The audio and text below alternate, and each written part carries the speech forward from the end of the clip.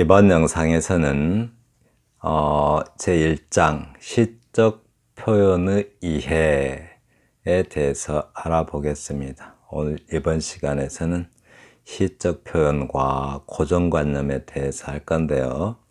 우선 복습 한번 해요. 이 말은 다시 한번 읽어보기 위해서 그냥 적어놨습니다. 말 하나하나의 저 밑에서 나는 나의 탄생에 참석한다. 네, 자꾸 읽어보세요. 지난 영상에서 했죠.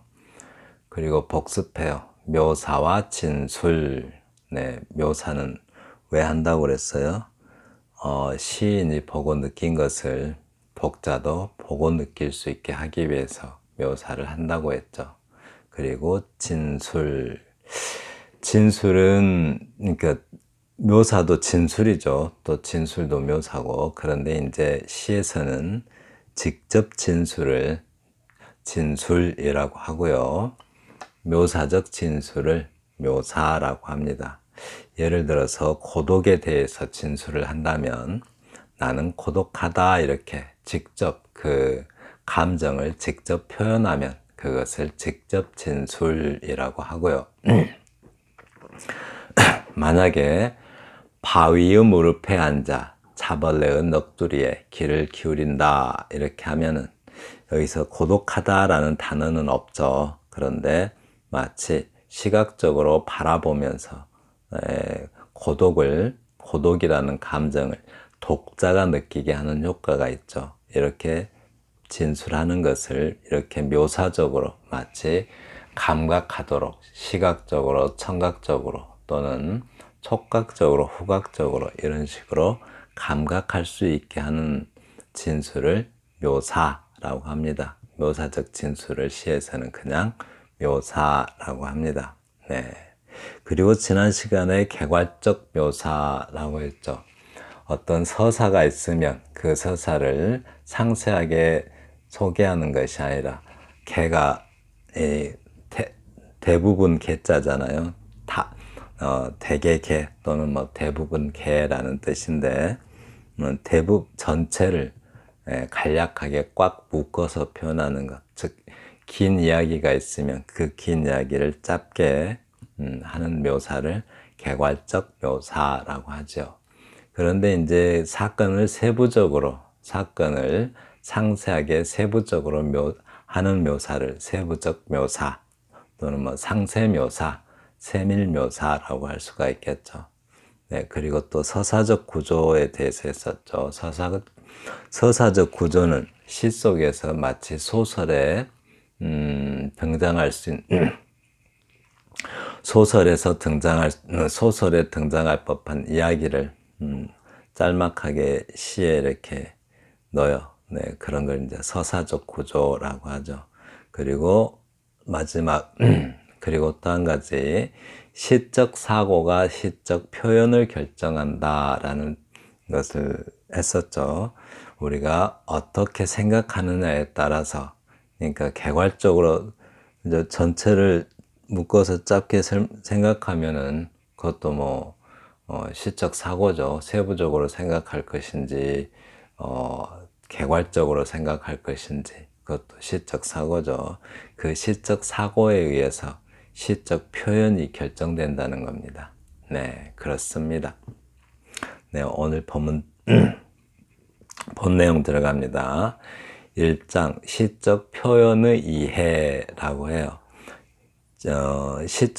처음 시를 쓰기 시작할 때 빠지기 쉬운 좋지 못한 관습적 표현들에 대해서 알아볼 건데요. 네, 관습적 표현이라고 합니다. 네, 관습적 표현. 습관하고 관습은 다르죠. 습관은 개인적인 거고 관습은 사회적인 거죠. 남들 하니까 따라서 하게 되는 그런 표현들. 네, 쉽게 빠지기 쉽죠. 우리가 중고등학교 때 배운 그런 시의 형태들을 그냥 모방하는 수준들. 네, 그런 것들을 이제 관습적 표현이라고 하는데 그런데 빠지지 말라고 합니다. 자, 오늘 할 시적 표현과 고정관념인데요. 자꾸 이거 목차를 목차를 이렇게 좀 애워놔요. 이렇게 시적 표현과 고정관념, 상투적 표현과 간섭적 인식, 외화성 언어와 피상적 언어, 감정의 노출과 감정의 억제, 논리적 언어와 통상적 언어, 추상어와 보편어, 철학적 내용과 철학적 언어, 형식과 리듬 했네요. 자꾸 이러한 단어들이 머릿속에 인식되어 있으면 우리가 시를 볼 때 문제의식을 가질 수가 있습니다. 그래서 이런 목차에 나오는 언어들을 자꾸 익혀놓는 것이 좋겠습니다. 시적 표현과 고정관념인데요. 초보 시인이 가장 먼저 넘어야 할 장애물이 뭐뭐 있나 봐요. 바로 고정관념이라고요. 고정관념. 고정관념을 초보 시인이 가장 먼저 넘어야 할 장애물이라고 해요. 고정관념이 뭐죠? 일종의 편견이죠. 이것이 이렇게 써야만이 시적 표현이다. 어떤 특정한 종류가 시적 표현이라고 생각하는 것, 그것을 고정관념이라고 하죠. 딱 틀에 박힌 생각을 말하죠. 일종의 편견이죠. 제가 이 영어 선생 출신이라 자꾸 단어만 보면 자꾸 영어 단어가 떠올라가지고 직업병인가 봐요. 스테레오타입이라고 하죠. 스테레오타입. 그러니까 스텐슬이라고 있는데 어떤 종이 이렇게 오려가지고 스프레이 같은 거 뿌리면은 거기에 딱 글씨가 나오거나 그림 같은 게 나오죠. 그거를 스텐슬이라고 해요. 그런 식으로 또 흔히 쿠키 찍어내듯이 찍어내는 것을 쿠키 커터라고 하죠. 이렇게. 쿠키 커터라고 합니다. 또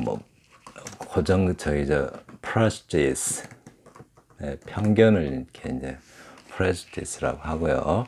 이런 편견들, 이것만이 어떤 특정한 형태로 써야 시다라는 어떤 그런 고정관념을 빨리 넘어서야 된다라고 합니다. 나는 어떤 고정관념을 가지고 있는가? 첫 번째 이걸 잘 생각해요. 나는 어떤 고정관념을 가지고 있는가? 그것을 알아야 극복할 수가 있겠죠.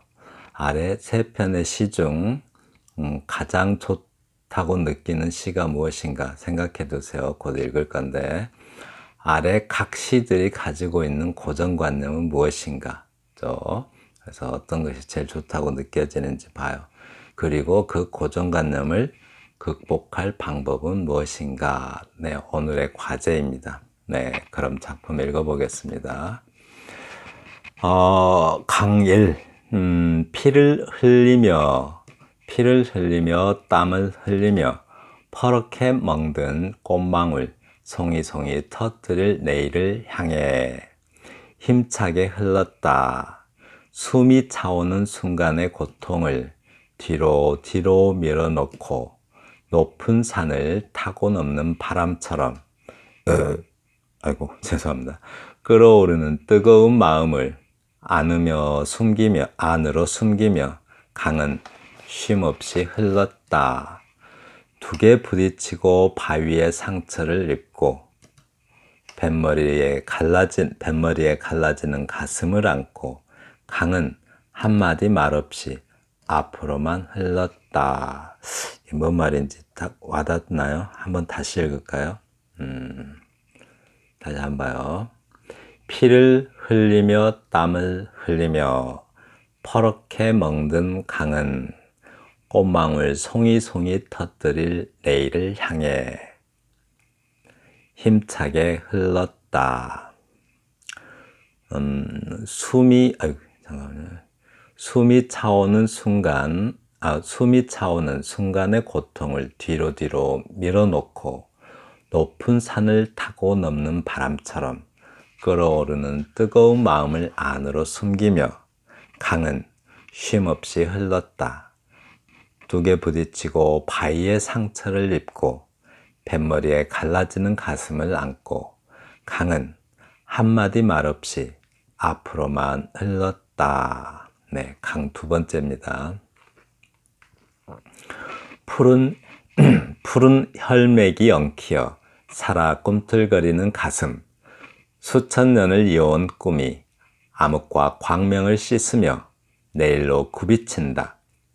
푸른 하늘을 닮은 눈이 영혼을 비추며 오역의 역사를 더듬으며 구슬처럼 아무도 점치지 못하는 내일의 미래의 구슬처럼 반짝이고 아무도 점치지 못하는 미래의 한 광희를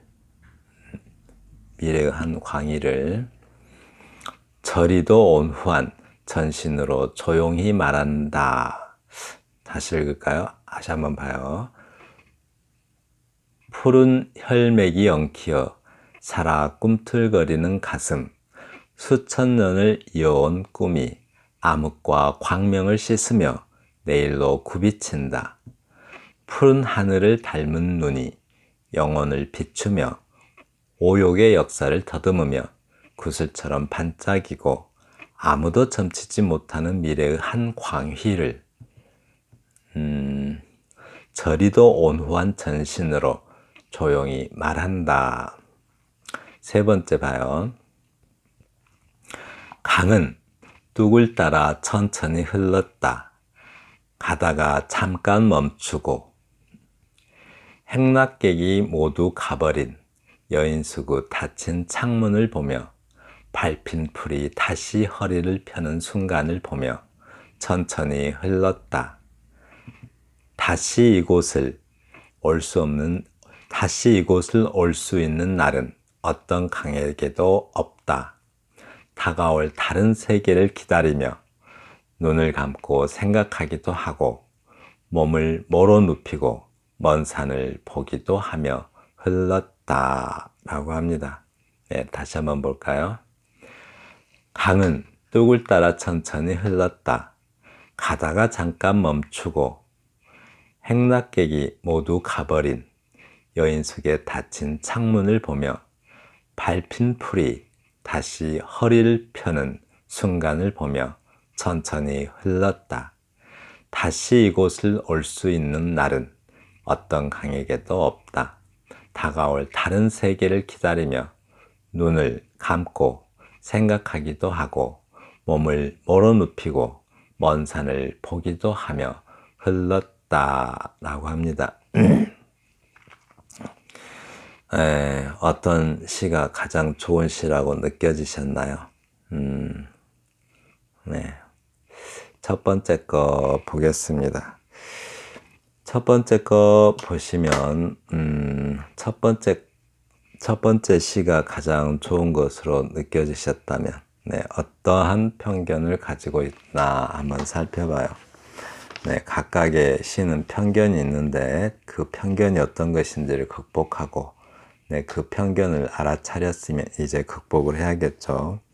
첫 번째 시를 보시면 피를 흘리며 땀을 흘리며 퍼렇게 멍든 강은 꽃망울 송이송이 터뜨릴 내일을 향해 힘차게 흘렀다.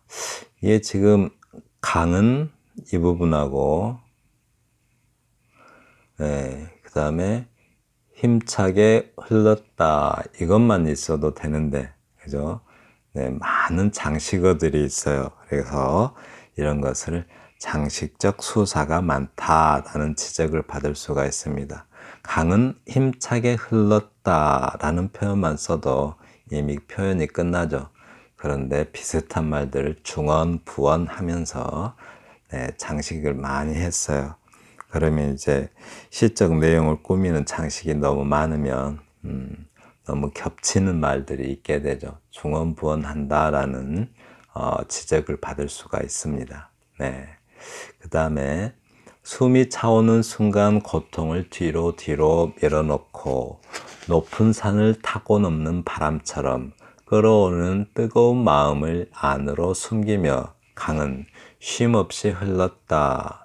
여기도 마찬가지로 그냥 강은 쉼없이 흘렀죠. 처음에는 강이 힘차게 흘렀고 이번에 강은 쉼없이 흘렀다인데 이 부분이 이렇게 통으로 그냥 장식어로 사용되었어요. 네, 수사적 표현이 많죠. 이렇게 수사적 표현이 많아서 네, 좀 뭐라 그럴까요? 불필요한 언어들이 장식적으로 많이 쓰인 거죠. 네, 별로 필요한 내용이 아니에요. 그래서 시적 내용은 강은 힘차게 흘렀다, 강은 쉼없이 흘렀다 이건데 그게 이제 시적 내용이고 나머지는 그냥 장식적인 수사에 불과하죠. 네, 수사가 많다라고요. 그리고 또 강은 잠깐만요. 이 쉼 없이 할 때, 여기서는 이렇게 이게 좀 다른 데서는 띄어 쓰세요. 쉼 없다가 한 단어가 아니기 때문에, 예를 들어서 속절없다, 또 뭐 없나요? 속절없다. 이렇게 속절없다 할 때, 없다와 속절을 나누어서 속절이란 말이 다른 데서 쓰이지가 않죠. 그러면 속절없다가 한 단어입니다. 없다가 합쳐져서 한 단어인데, 쉼 없다 할 때, 쉼은 다른 데서 많이 쓰이죠. 예, 쉼이란 단어. 그리고 여기 말 없이도 마찬가지로, 없다와 말을 따로 떼어서 이렇게 보시면, 말이라는 단어가 다른 데서도 많이 쓰이죠. 이런 경우는 대부분 한 단어가 아닙니다. 그래서 항상 띄었어야 돼요. 그런데 이 시에서는 이렇게 붙여 써놨어요. 속절없다 말고 또 뭐 없나요? 이렇게 되게 많았었는데 네, 이런 말들 그런 말들을 이렇게 한 단어이기 때문에 붙여 쓰는데 이렇게 따로 이렇게 나누어서 쓰이는 말들은 한 단어가 아니기 때문에 띄었습니다. 네. 그리고 이제 여기도 두 개 부딪히고 바위에 상처를 입고 뱃머리에 갈라지는 가슴을 안고 강은 한마디 말 없이, 즉 불만 없이, 그죠? 여기도 강은 불평 없이 앞으로만 흘렀다 이 말이 이제 시적 내용이죠. 강은 불만도 없고 아무 말 없이 그냥 강은 말 없이 앞으로만 흘렀다 이게 이제 시적 내용이죠. 그런데 나머지는 장식적 수사다라고요. 그래서 이제 1번 시가 가장 좋다고 느껴지신 분들은 수사적 표현이 많은 시가 좋은 시다라는 어떤 편견을 가지고 있다라고 할 수가 있겠습니다. 네. 네, 꼭 댓글로 달아주세요. 1번이 좋았다고 생각하신 분은 댓글로 달아주세요. 수사가 어떤 편견을 가지고 있어요? 수사적 표현이 많은 시가 좋은 시다라는 편견을 가지고 있는 것입니다. 네, 그럼 두 번째 보겠습니다. 푸른 혈맥이 엉키어 살아 꿈틀거리는 가슴, 수천 년 이어온 꿈이 암흑과 광명을 씻으며 내일로 굽이친다. 푸른 하늘을 닮은 눈이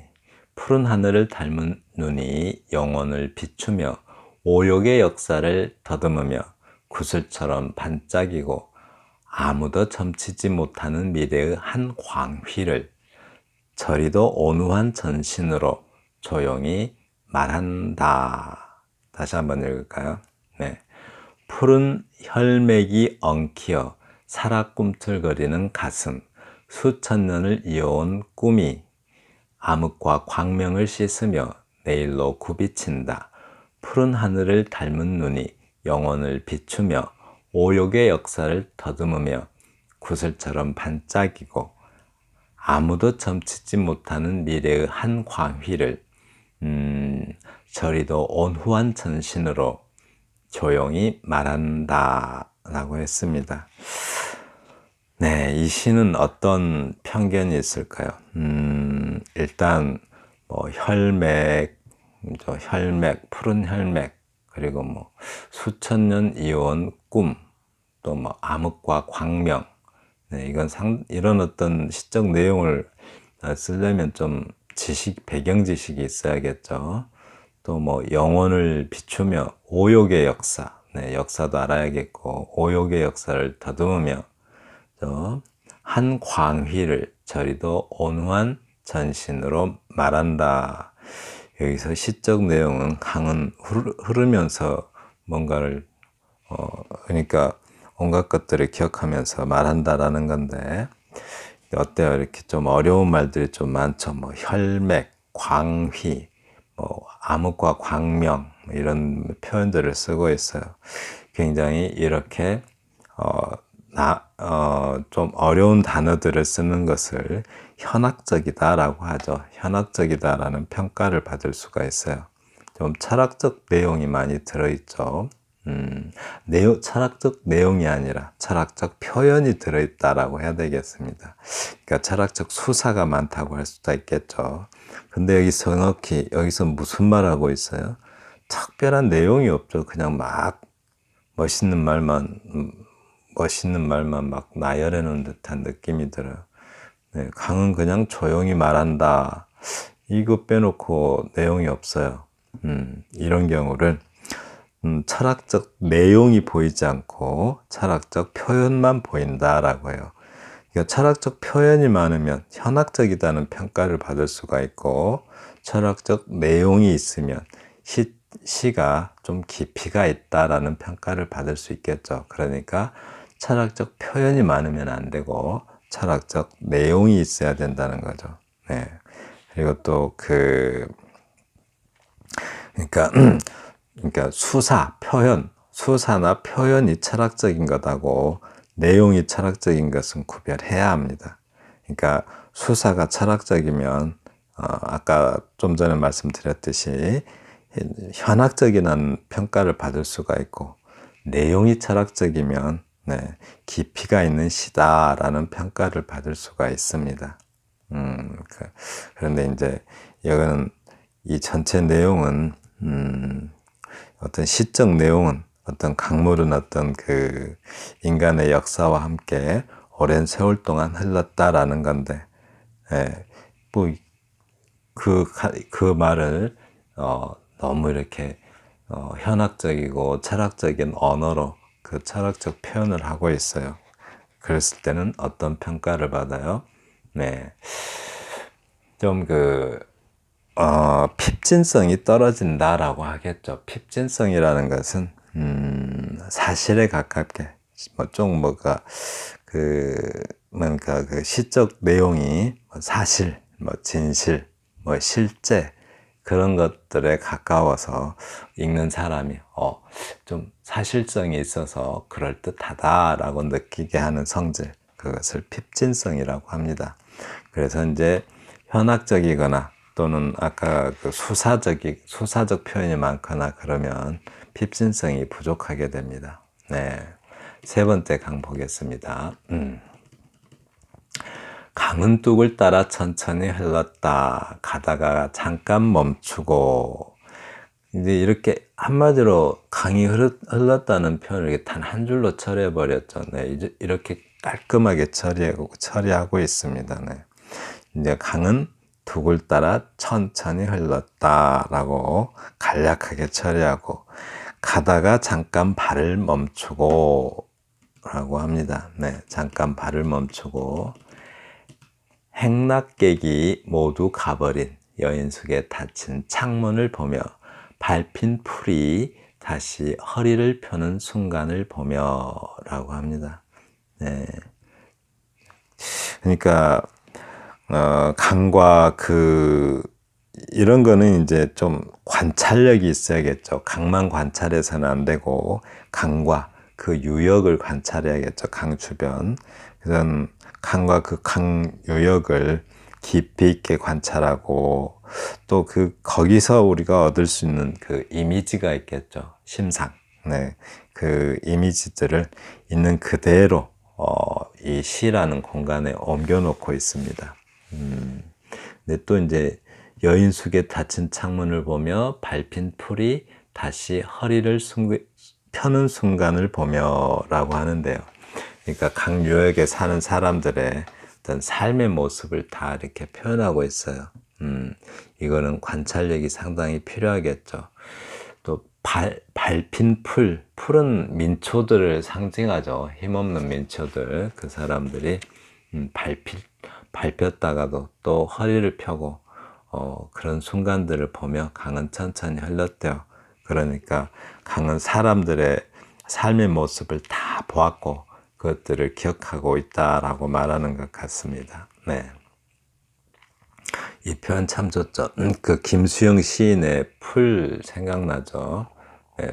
바람보다 빨리 눕고 또 바람보다 빨리 일어나는 그 풀. 네, 민초를 상징해요. 우리가 민들레라고 하면 그 민들레가를 흔히 민초라고 합니다. 아무 데서나 잘 자라죠. 아무 데서나 싹이 트고 아무 데서나 뿌리를 내리고 잘 자라요. 다시 이곳을 올 수 있는 날은 어떤 강에도 없다. 네, 강을 보면서 삶의 이치를 깨닫는 거죠. 네, 강의 흐름을 보면서 어떤 그 삶의 이치를, 이런 것, 삶의 이치를 깨달으려면은 강을 잘 살펴봐야겠죠. 네. 다가올 다른 세계를 기다리며 눈을 감고 생각하기도 하고 몸을 몰아눕히기도 하고 먼 산을 보기도 하며 흘렀다. 꼭 마치 사람이 살면서 어떤 갖는 그런 태도를 강이 가지고 있는 것처럼 보입니다. 네, 이렇게 뭐 특별한 장식도 없고, 그죠? 장식이 없죠. 그리고 특별히 뭐 현학적이거나 철학적인 표현도 없어요. 그러나 분명히 시적 내용을 가지고 있죠. 네, 강과 삶의 모습을 이렇게 잘 표현하고 있습니다. 세 번째 시가 이게 흔히 가장 좋다라고 느꼈다면 어떤 특별한 어떤 고정관념 또는 편견 같은 것이 없다라고 할 수 있습니다. 네, 이런 시를 가장 세 번째 시를 가장 좋은 시다라고 느꼈다면은 네, 아주 시에 대한 네, 올바른 이해를 가지고 있다라고 할 수도 있겠습니다. 근데 저는 좋은 시, 뭐 좋은 시를 쓰려고 항상 노력을 하는 것은 가장 중요하고요. 아무튼 많이 쓰는 것이 제일 좋다라고 저는 추천합니다. 많이 쓰다 보면 고쳐야 되겠다는 뭔가 좀 달라져야겠다는 욕망이 생겨요. 네, 그러면은 네, 달라집니다. 네, 제일 중요한 것은 많이 쓰는 것입니다. 네, 볼까요? 저자가 제시하는 고정관념을 이렇게 하고 있어요. 네. 첫 번째 고정관념은 화려한 수사가 많은 시가 좋은 시라는 고정관념이 있대요. 그렇게 쓰지 말라는 거죠. 두 번째, 그 멋있게 쓴 시 말이죠. 어려운 표현, 남들이 잘 모르는 표현이 많아야 좋은 시다라는 고정관념을 가지고 있대요. 네, 그렇게 쓰지 말라는 거죠. 너무 철학적인 어휘, 또 뭐 너무 현학적인 표현, 그런 것을 많이 쓴 시가 좋은 시는 결코 아니라는 겁니다. 네. 금방 읽은 세 번째 강의 시의 고정관념 없죠. 고정관념이라기보다는 시에 대한 올바른 인식이라고 할 수 있습니다. 장식적이지도 않고 현학적이지도 않고, 네. 여기 이런 빨간 글씨 좀 잘 기억해 두세요. 좋은 시는 어떤 것인가? 고정관념에서 벗어나야 된다. 뭐 이런 잘 알아두세요. 이렇게 관찰을 통해서 감각한, 눈으로 본 이런 말, 여기서는 눈으로 본 거죠. 감각한다는 건 눈으로 보거나 피부로 느끼거나 뭐 또 냄새로 느끼거나 하는 것들, 그런 감각한 사실적 풍경과 심상, 이 말 이렇게 잘 알아주세요. 관찰을 통해, 이 관찰을 통해 아주 중요하죠. 관찰을 통해 감각한, 아주 중요합니다. 관찰을 통해서 감각하래요. 그러니까 여기서 뭐를 담아야 돼요? 핍진성을 담으라는 겁니다. 핍진성을, 발음이 꼬이네요. 핍진성을 담지한 시가 좋은 시다라는 거예요. 그리고 사실적 풍경과 심상을 심상을 작품으로 재구성해 놓고 있다라고 합니다. 네. 그리고 세계를 있는 그대로, 네, 있는 그대로 보고 또 있는 그대로를 시적 공간에 옮겨놔야겠죠. 그런 게 이제 좋은 시에 대한 올바른 인식이라고 합니다. 모든 사고의 출발점은 어디예요? 있는 그대로 보고 있는 그대로를 시적 공간에 옮겨 놓기 위한 있는 그대로를 보는 것, 그것이 모든 사고의 출발점이다 라고 합니다. 네. 사고, 네. 생각을 하면서 깊이 있게 고찰하는 게 사고죠. 또 사유 비슷하죠. 사유는 생각을 하면서 두루두루 넓게 생각하는 것, 그것을 사유라고 합니다. 이것이 시에 대한 올바른 인식이다 라고 해요. 네. 고정관념 또는 편견을 극복하기 위한 방법. 네, 위와 같이 쓰지 않으면 되죠. 우선 자신이 어떤 고정관념을 가지고 있는지 알고 극복해야 한다. 시적 대상을 깊이 있게 관찰하고, 네, 관찰하래요, 관찰. 그 심상을 있는 그대로 중요하죠. 시적 공간에 옮겨 놓는 것이다. 이것이 좋은 시에 대한 올바른 인식이다 라고 합니다. 네, 마지막 내용 정리입니다. 철학적 내용을 담은 시는 시적 깊이, 철학적 내용이죠.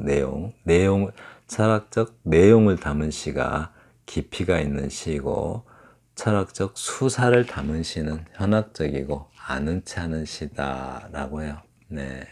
그래서 어려운 표현, 남들이 잘 모르는 표현이 많아야 좋은 시라는 고정관념을 가지고 있을 때 철학적 수사를 많이 쓰게 된다라는 것입니다. 네. 결론, 수사가 철학적일 것이 아니라 내용이 철학적이어야 한다라고 할 수가 있고요. 주의 깊은 관찰로 있는 그대로를 감각하고 사유해야 한다. 네, 아주 중요하죠. 있는 그대로를 감각하고 사유해야 한다라고 합니다. 네, 지금까지 고정관념, 그러니까 시적 표현과 고정관념에 대해서 함께 공부하였습니다. 감사합니다.